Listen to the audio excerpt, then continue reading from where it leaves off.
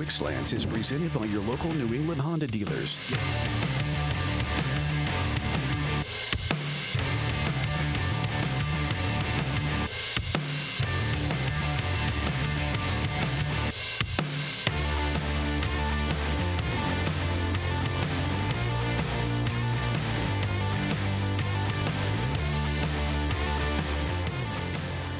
Check it out. You go through a door, you end up standing outside of historic Lambeau Field. What does that mean, August Scramble? What's the point I'm trying to make there? Well, the point I'm trying to make is we're going to eyeball a pretty good Patriots team, at least in my opinion, over the next couple of days. They have every opportunity to be a good team in 2023. They just wafer thin in too many spots, and it didn't have to be that way. I don't like it. There's plenty of things I do like about this Patriots team. We're going to get to a few of them over the course of the next, I would say 21 minutes and 18 seconds. Here's your game plan for today. First up, panic buying. Yeah, there was a little of that this week already. Next up, a lot to my like. That's a Malik Cunningham thingy. Rising Mac. We've seen a good Mac Jones this week. Is that going to keep happening? And finally, Peppers goes deep. But before we get to all that, I'm going to hit you with my slant. Watch out. And you know what? Signing Zeke Elliott is like seeing the AC repairman coming down your driveway in the middle of August. I mean, you are psyched to see that guy because you're sweating bullets. But on the other hand, you could be a little bummed out that he has to be there in the first place. You want things to work, and they didn't. And that's how I feel about Zeke Elliott, because the Patriots are a team that drafted 2 running backs last year, that had a productive backup running back in Damian Harris. And yet here they are in August after the perpetually injured Ty Montgomery got injured once again, and Kevin Harris and Pierre Strong added up to people you can't yet trust, and they have to go out and get Ezekiel Elliott. Again, there's a lot to like about Ezekiel Elliott, and we'll get to some of the aspects of that. But they shouldn't be shopping for running backs in August. They shouldn't be sampling offensive linemen in August. They shouldn't be sweating bullets about tight ends in August. They shouldn't have a backup quarterback situation that has a guy who's transitioning to wide receiver who, in my opinion, could now be threatening the backup quarterback, who should be a heartbeat away from playing in the regular season for a playoff aspirant. In short, I'm seeing a Patriots team in an August scramble. Too many unanswered questions and too many question marks as you go into a season that has pivotal importance. Ladies and gentlemen, it's not just me talking, though. It's Andrew Callahan from the Boston Herald as well. Bring that Golden Dome in here. Am I making any sense? It's getting more golden as we speak. But look, Tom, I mostly agree with you. Let me play Bernard Pollard's advocate here for a second, though, because fans would tell you, hey, teams miss all the time in the draft. My FIVA is still at 99.9 with Bailey Zappe, and running back, they've done okay. James White, Damian Harris, Ramondre Stevenson, but there was one lesson they left behind in 2022. They fixed the coaching, the locker room dysfunction. Offensive tackles, however, still very essential for playing good offense. And where you are right now in training camp is the same place you left off at the end of last season, and that's with Connor McDermott at right tackle. You can't run functioning offense without him. They needed to do a better job there. They did. And I mean, Calvin Anderson has yet to practice. That was a free agent signing who we dutifully recorded and said, hey, he could do X, Y, and Z. Same thing with Riley Reif. We always, and I do at least, they tend to look at the glass half full in the offseason and say, you're going to get what you expect to from this player in terms of the most you can get. 2 weeks ago, I was kidding about Ty Montgomery. What is wrong with me? All right, we asked some questions of you guys in from the stands. You guys were terrific with your answers, as always. The first question I had was, what is your current attitude towards the electric rookie Malik Cunningham after Thursday's scintillating debut? 42% of you said you had mild intrigue. 28% watch your back, Zap. 23% said August hero, regular season 0. And just 6% of you said watch your back, Mac. Here's a comment, Cerrone Battle, our great friend. First up, Zapgun hasn't done a thing to make him safe over Cunningham. He has 92 pro passes in 4 games, and he got over 200 yards of offense one time. 5 touchdowns, 3 picks, and he fumbled in all 4 games. Good stats, Cerrone, can't argue. Baba Jim, this is a joke, right? Has one decent performance from Malik Cunningham in a preseason game, and they're already planning his day in Canton. I think you overstate, my friend Baba. Next up, Brian Pilo, who's always reasonable. I think he can develop into a very nice backup for Mac.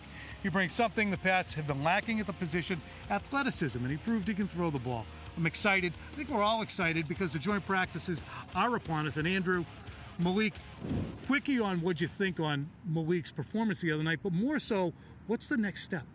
So Malik, taking a mild note from Brian, a mild intrigue here from me. We're not at medium salsa yet because what we saw was not one preseason game. It wasn't one preseason quarter. It was one preseason drive against a team that's probably going to have a bottom 5 record in the league. Now, put all that to the side because what happened Sunday and what happened yesterday has me very intrigued, and that's he's not only coming in to play quarterback in team periods, he's taking snaps away from Mac Jones and Bailey Zappe. Now, let's put it into context. Those snaps are 10 out of 112. It's a very small fraction, but he's playing with starters and second stringers. There's a plan here. We just don't know what it is yet.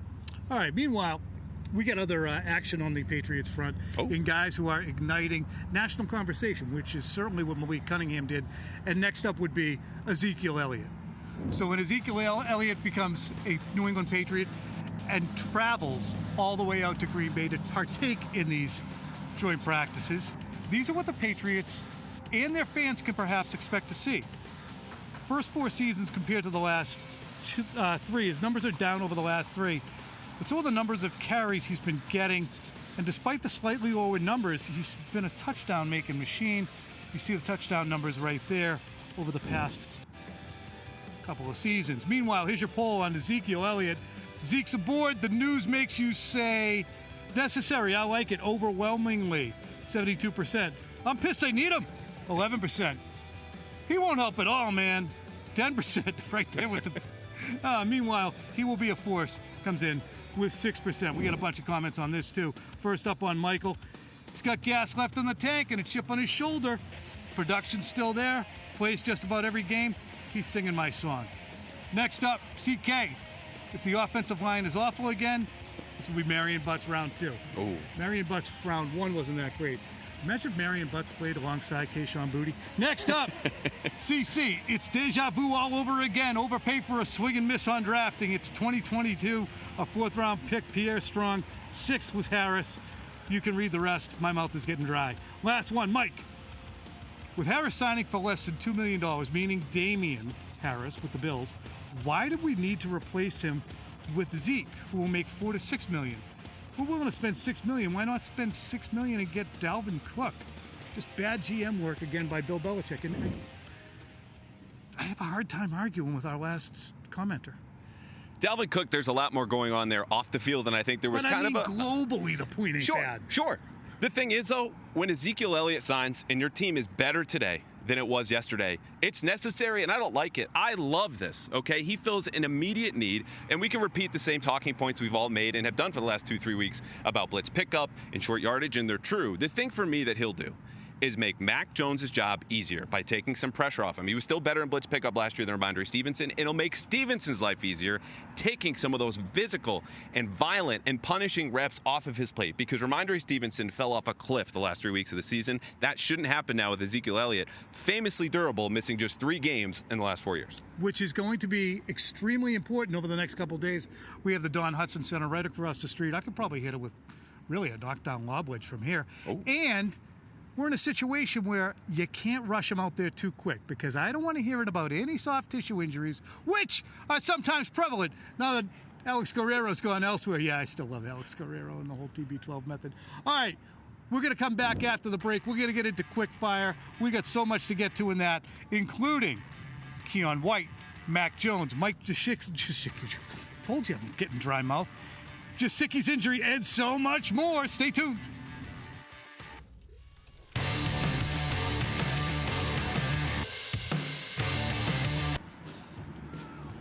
Growth Potential, brought to you by Dr. Matthew Lepresti. Look younger, feel younger, get your hair back with Leonard Hair Transplant Associates. Ladies and gentlemen, let's hear from Jabril Peppers for just a moment.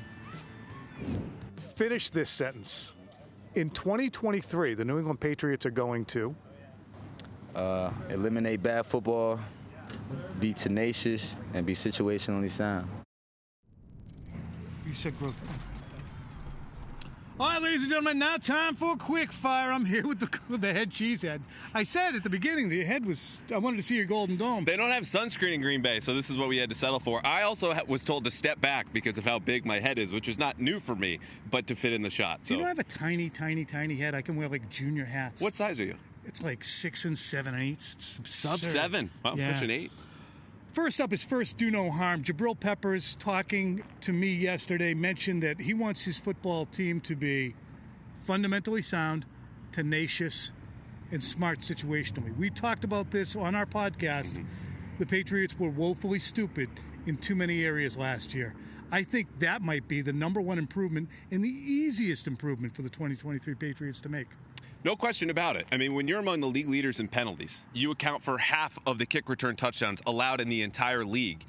That's a bad football team. It's an undisciplined one. So for him to say that tells me they're on the right track, because it wasn't just that the Patriots went 8-9. You had coaching dysfunction, locker room falling apart. It was that the pillars of Bill Belichick's program were going to be smarter and more disciplined. We're going to take away offensive strengths and make you play left-handed. None of that happened. All of that fell apart. The facade came down. It wasn't a Patriots team. And so far, I think I've seen just 6 penalty laps and 14 training camp practices, which this early in the summer is a big deal. They're doing what they're preaching. They were last year having to have multiple team meetings, come to Jesus moments on the field because of the woeful execution during practices. Not seeing that right now. Meanwhile, Keion, can you do it?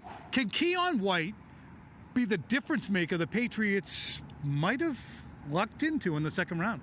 I think so, and I told you off air you're going to hate my comp for him, and it's not a direct one. He's about 20 pounds heavier, but the athleticism for that side and the position he plays, he is a modern Willie McGinnis to me. He's carrying wheel routes, he's powering right through, and when he wants to rip an inside move, you don't have a choice. Just ask Trent Brown, just ask Riley Reif, other players we've seen in practice, and some of the Houston Texans, which granted, not the best offensive line in the world, but we'll find out more this next week because the Packers have a good O-line, and he's a guy that, again, current trajectory, it's going to a special place for a rookie. He is such a giant guy, Willie McGinnis was. And it did take him an awful long time to satisfy the 4th overall pick draft status from 1994. But when he did, turned into an absolute Did you hate soldier. the comp? Like it? It's okay? I thought you were going to say Aaron Donald. Oh, no. And that's an interior guy. Look, I've got cheese on my head, but I'm not crazy, okay? Here's the thing, and I'm not saying he's Aaron Donald, but when we talk about a size, speed, power combination, Aaron Donald has perhaps the greatest one in NFL history in many ways, but you don't see a lot of 300-pounders who are built like Keion White is. All right, next up, on second thought, take a look at some of these Patriots 2022 draft picks who we looked at and said, I think they kind of kicked ass. How about now? Cole Strange, I'm still in on him. Tyquan Thornton, jury out. Marcus Jones, in on him. Jack Jones, jury literally may be out soon. Pierre Strong, Bailey Zappe, better than not. Kevin Harris, and on and on and on it goes. Was this draft overrated by us, or is this just water seeking its level? I think we're still right. I know our good friend, the Senator, Phil Perry, went on a mid-season apology tour about this rookie class, and a lot of them played, and a lot of them played well. But what were the concerns about Jack Jones? Probably the best player out of that group right now. Off-field, what have we seen? Ended on the suspended list last year, got arrested in June at the airport carrying guns. As far as your first couple of picks, Tyquan Thornton, I think I'm lower than consensus, so maybe I'm the wrong guy to ask. But when you catch your first pass from Mac Jones in training camp, 2 weeks in your second year, not a great sign for a year 2 leap. So overall, I'm down. But Marcus Jones, as far as fun, yeah, he's up there with anybody. Brings a ton of fun. The Patriots actually have started to corner the market on fun. Yes. Meanwhile, it would be fun to see Mac Jones continue what Andrew Callahan described earlier as one of the best 2-day stretches that he's had in practices since he's been here. So it's a Big Mac week.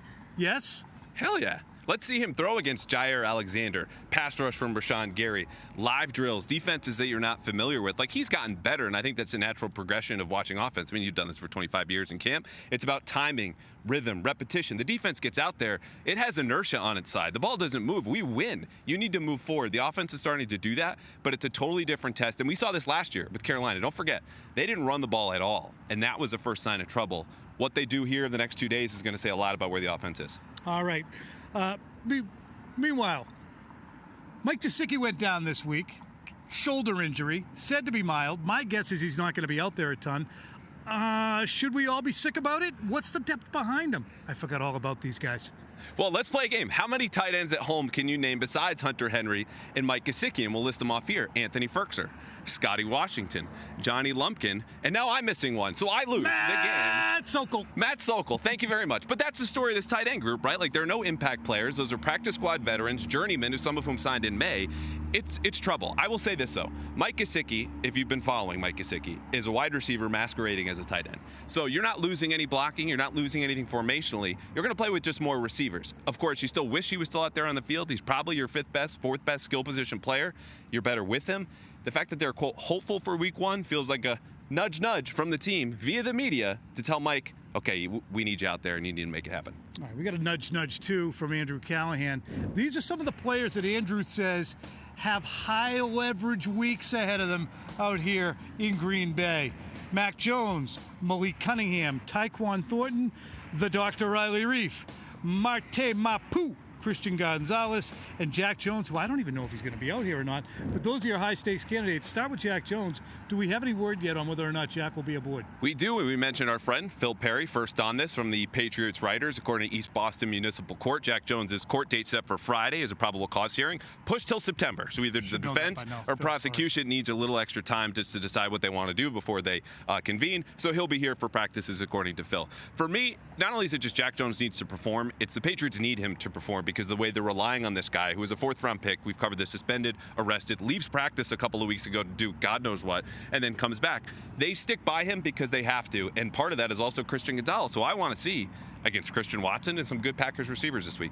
All right, meanwhile, Robert Kraft does have an opportunity this week to pass on to the next stage of Pro Football Hall of Fame candidacy. Of course, if he passes through this stage, he would end up on the ballot. Most likely they'd have to go through some things, but he'd be that much closer to getting, honestly, where he truly does belong in the Pro Football Hall of Fame. I look at this situation, and I look at the owners that are in. For instance, Jerry Jones. His team hasn't won a Super Bowl since 1995, I do believe, or 94, and in the interim, he ran an excellent coach out of town. He had Barry Switzer in. They've been in so many instances a difficult team to work with. They've been a penalized team. They've been sucking off the league teat in many ways or siphoning money back to themselves. They have been an adventure. Yet Jerry Jones was a no questions asked Hall of Fame candidate as a Maverick owner. That Robert Kraft is still on the outside looking in, knocking on the glass, is nonsensical to me. I think it's just a matter of time. You set the league record for most Super Bowls or tied by a franchise. You negotiate multiple CBAs, including multi-billion-dollar contracts with the TV. Like, business is why Jerry Jones is in. Robert Kraft has done just as much business as Jerry Jones and a lot more winning. So if not this year, it should be next. We're just waiting here. It's a lot more winning. And again, I don't know chapter and verse on the philanthropic efforts down in Dallas. I'm sure there's a lot.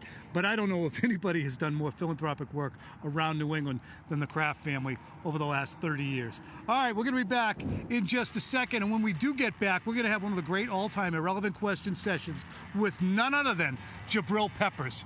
He's going to bring it for you. You don't move.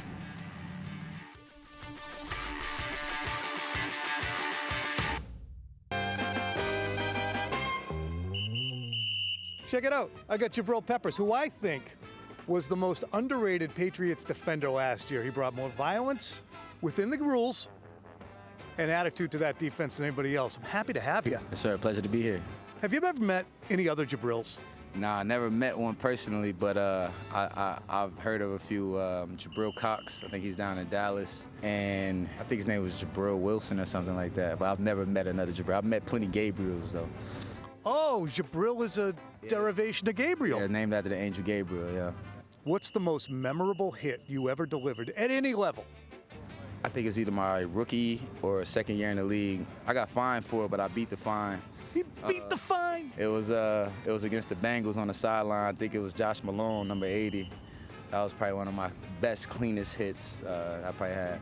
Any noise made by Josh when he took it? Yeah. Can't help it. You can't help it. Definitely. What would be your go-to karaoke song? I think I'll probably go with Even Though We've Come. Oh, come on. But it's end of the road, boys to men. Love it. Yeah. Absolutely love it. You won a state championship. Check this out. In the state of New Jersey, every single season in high school. Yep. Tell me about one play that typifies what your high school career was all about. But I'd probably say going against my former team in the playoffs, opening kickoff, I took it back to the house. And then I seen the team that we were gonna play in the state championship. And after I scored, I looked at all of them and said, "Y'all next." So that was, And they were. yeah, and they were next. What's your favorite binge show? Other than mine, this is Quick Slants. I'm sure that you're familiar. Well, I binged the 100, and then I recently watched Game of Thrones last year. That was probably the best. Kind of petered out at the end, though.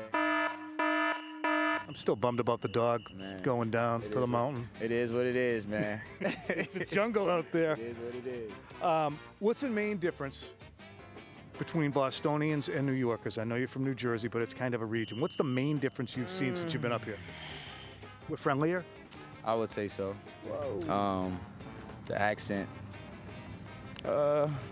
Guess how they dress. Like, would you see a nice fisherman shark shirt out there? Because this is what we got going here. Yeah, y'all swag is a little different, man. A little different. Finish this sentence. In 2023, the New England Patriots are going to Eliminate bad football, be tenacious, and be situationally sound. I love it. That was my number one thing last week going into the preseason game. Just be organized. Absolutely.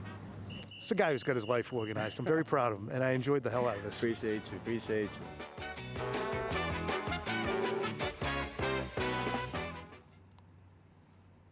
All right, friends, so you're sitting home and you're saying, I wonder what else these guys have for us the rest of this week. First off, as you know, our Bella Early Edition follows us. Then we'll have BST.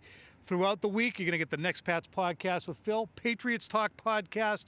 We'll have a guest later on this week. Meanwhile, we're going to fill it up on NBCSportsBoston.com with your daily camp briefing from, as I said, just across the street, the Don Hudson Center. What will we be looking for? Well, in these joint practices, the one-on-ones are awesome to observe because now you have wide receivers from the Patriots going against DBs from the Green Bay Packers, and you have the Patriots quarterbacks doing the throwing. So it's a great study with guys who they're unfamiliar with dealing with, and the competitiveness rises. It goes up and down.